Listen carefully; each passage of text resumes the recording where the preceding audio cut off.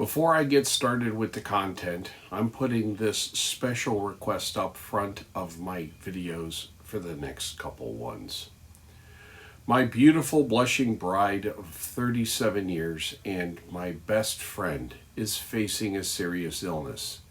Serious but manageable. I was handling it as a loving husband should, up until last week, that is, because the day after I posted video 114, I was fired, which is a story in and of itself, and I will not bore you with it. I am still handling everything as best I can. I was able to use my work truck to get my bride to her appointments, and getting fired means zero transportation for both of us. Not to mention no health care, and my income will be a lot less than my expenses for this foreseeable future. So, with hat in hand and with humble heart, I am asking for help. I have an account at Buy Me a Coffee. The link is below. $3, $5, whatever. For my wife, not for me. Because every dollar counts right now. If you send something, I will add you to my prayer list and thank you in my videos. If you can't spare any cash right now, I understand. Let me know who you are and I will pray for you.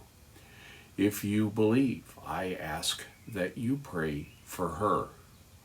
You can send emails of support and prayer requests to the email for this channel. Thank you. All right, let's get on with the content. Believe it or not, you have several time machines in your home right now. Make sure they can't kill you. Let's talk about that.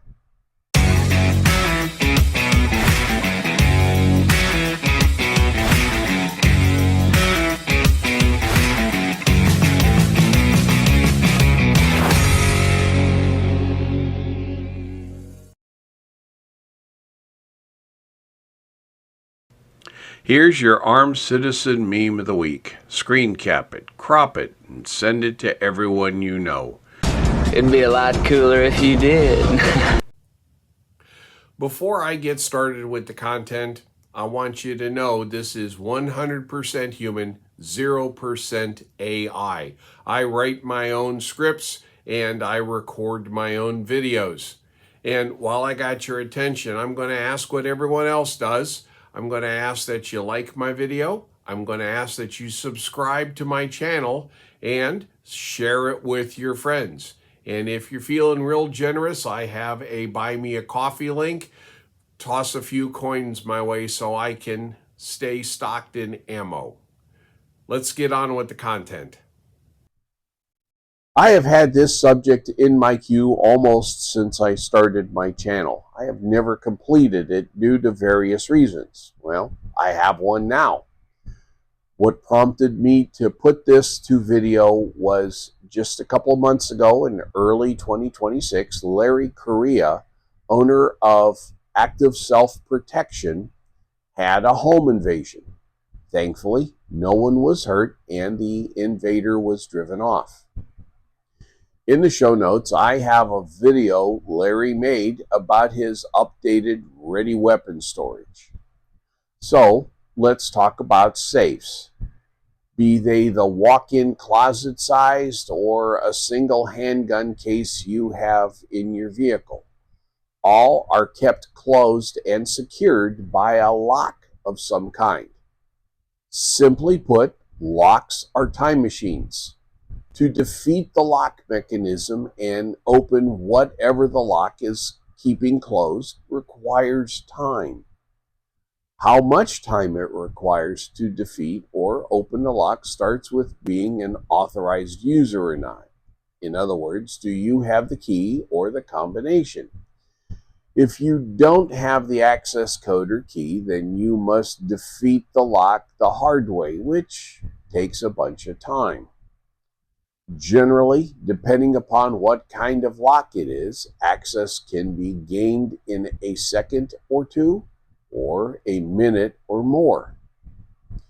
If you are in a crisis situation, do you really think you can spin off a 3 tumbler combination lock, enter a 6-digit PIN, or locate and insert a key quickly and properly into the lock while you hear Jason Voorhees loudly charging down the hall to get to you?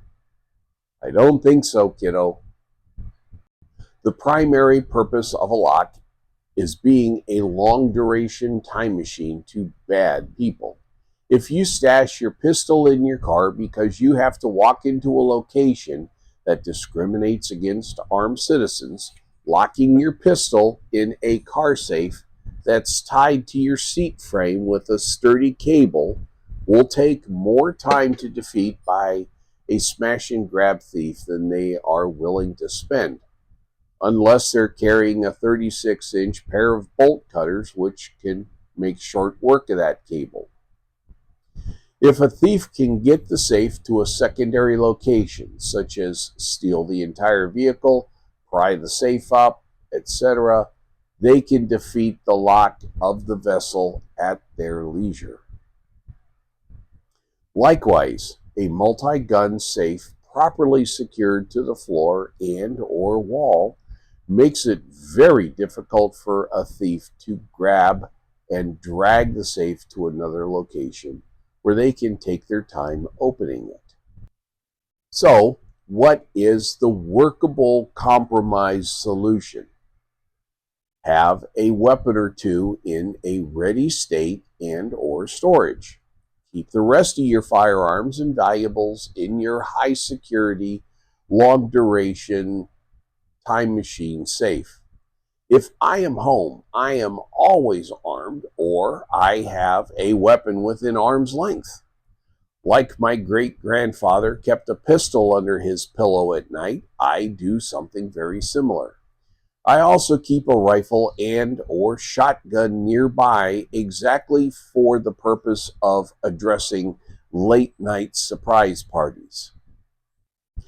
My ready long guns I keep in condition too, loaded but no round in the chamber.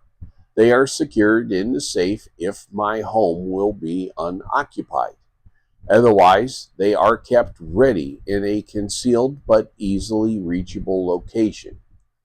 If your home has children, yours and their friends, regular guests in your home, or in Larry's case, someone who has a history of trying to self terminate, the ready firearm should be treated differently.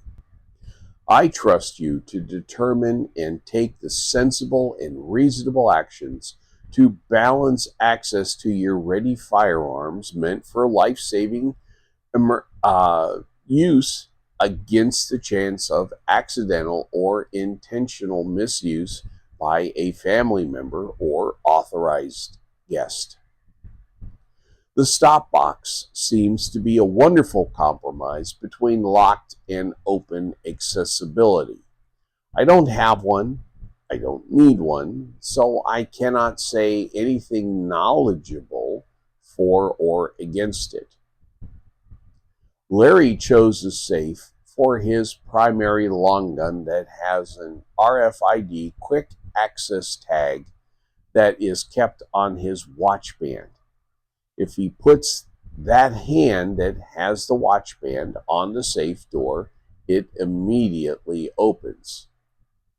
Because I am an IT professional, one of my job requirements is having a reasonable level of paranoia. As a former sailor, I am well versed in Murphy's Law, which states that something will not work when your life depends upon it. I require such safety equipment to work the first time every time. I personally would not trust my access to emergency rescue life-saving equipment to something that is battery powered or an electronic device like Larry's, and especially not to some kind of thumbprint or other biometric verification. I use my fingerprint to unlock my work phone. I don't want that kind of trouble I have with my phone getting me from getting to my long guns. In conclusion, please don't let your time machines be a contributing factor in your untimely demise. Stay armed, even at home, and keep a long gun easily at hand for when you need artillery. Otherwise, your tactical girlfriend Prudence suggests that you keep most of your collection securely inside of your time machines. Stay safe, stay bullet free. Tell your family you love them every chance you get. Y'all have yourselves a wonderful day. If you made it this far, thank you. If you liked this content, please hit the like button to show your support. Help me get the word out by subscribing to my channel, and don't forget to turn notifications on so you know when I post new content. If you think this content would help your friends, the share button helps you get it out to your social media. Comments mean a lot to me, good or bad. Please leave one. All right, go forth and have a most excellent day.